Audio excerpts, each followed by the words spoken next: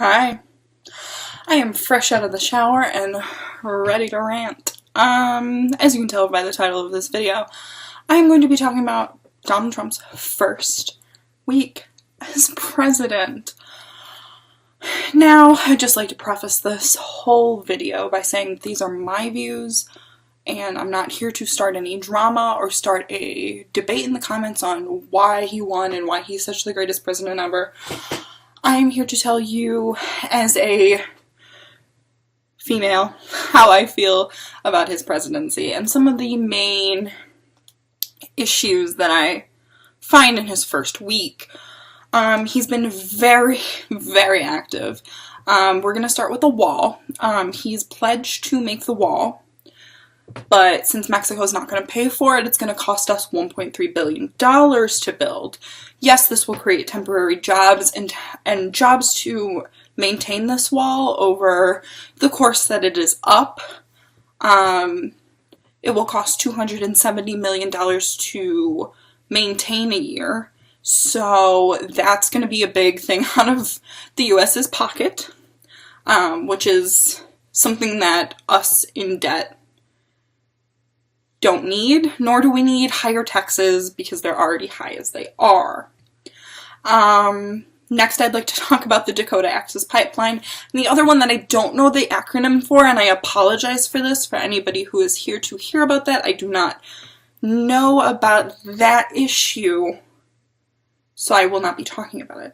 Now, for those of you who don't know, the Dakota Access Pipeline is a oil pipeline that is supposed to take oil from, I think, the Dakotas to Illinois. I'm not sure.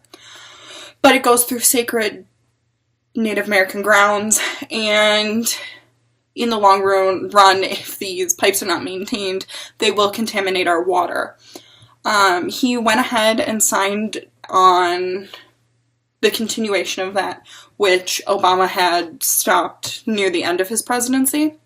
So basically, we have to go back to square one and start protesting again, which is not something that most people enjoy, considering they use water cannons at the protesters. Now, Trump has decided that he wanted to put the EPA on hold, basically saying that there's no such thing as climate change, and it's a lie, and as me as a person, I know that it is very real and a very pressing issue. I want to do everything that I can as a person to help that, so what he basically said was scientists aren't allowed to tell us what is going on with our environment anymore. Which is an issue because if they can't talk about what's going on, then we can't do anything to stop it. We, as a nation, are melting ice caps and emitting way more gases than we need to, and it needs to be stopped. And there may be irreversible damage at this point, but we need to be informed. And what this gag rule basically has said is they can't tell us what's going on. And there comes a point when freedom of speech is taken away, and this could be one of those times. So I don't know what this means for us, but hopefully.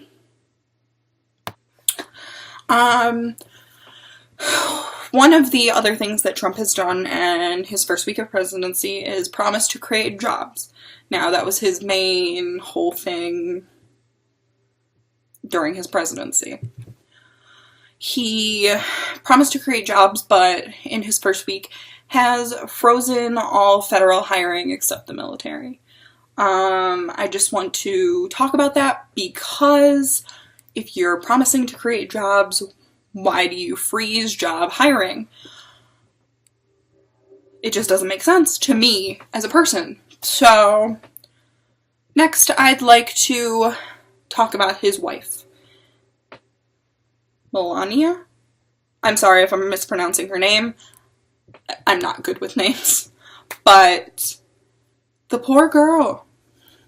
As a photo that I'm going to put on the screen now, this shows Trump leaving his car He has already greeted the Obamas, so he's walking into the building, and his poor wife was left in the car to follow behind him. Now, in this photo, you see both the Obamas with their hands on her back, leading her into the White House or wherever they were going. I wasn't sure.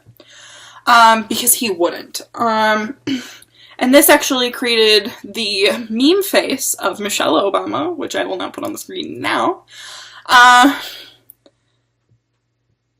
She is probably really happy that she's the first lady, but is realizing how bad of a person her husband is, considering she is an immigrant herself. Now, I'm not attacking her. I'm not attacking him as a person. It's just one instance. He may be a lovely person at home, but if you're gonna leave your wife sitting in the car by herself, people are gonna talk about it. Cool. Alright, now let's talk on my favorite subject as a woman. My rights as a woman. Now, women cannot get abortions because Trump has reinstated the Mexico City Act that Obama repealed in his presidency. This has been going on since Reagan, when it was first introduced. It's kind of a power struggle. Democrats open it, Republicans close it. So that was kind of what was expected to happen. However, what I have a problem with, and you guys will probably see in this picture that I'm popping up now, is this room is full of males. This is a picture of Trump signing an anti-abortion act, but there's no females in the room.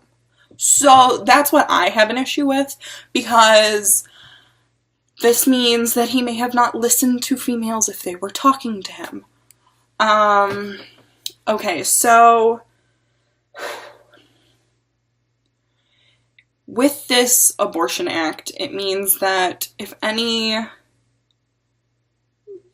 government-funded women's whatever, take Planned Parenthood, for example. If you take this example, this service that is government-funded so that it's more, sorry, my hair's wet, it's more affordable for women to get services like pap smears and mammograms and, in some certain cases, abortions. But it also helps them get contraceptives and STD screenings, and it provides them with the services that they need to live. I don't want to go into the whole spiel on why abortion is okay and why it's not, whatever. It's not the only thing that these organizations do for women. And that's what bothers me. Now, I was just brought to light about the First Amendment Defense Act. Now, it basically legalizes anti-LGBT discrimination among employers, businesses, landlords, and healthcare providers.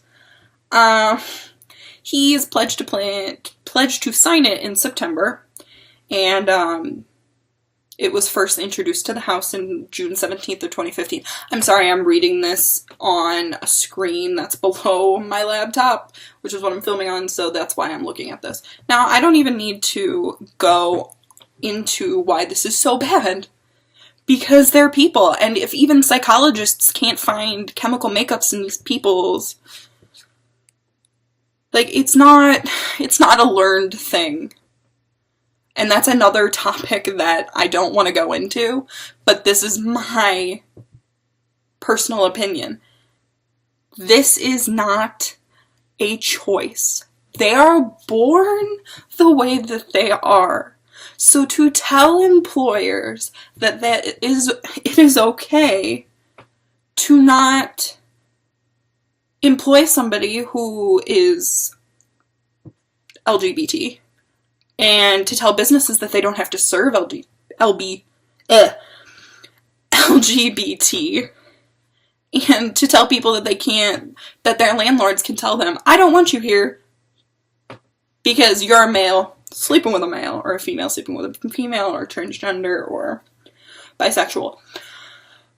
And to tell healthcare providers that they don't have to cover people because of their preferences and who they are.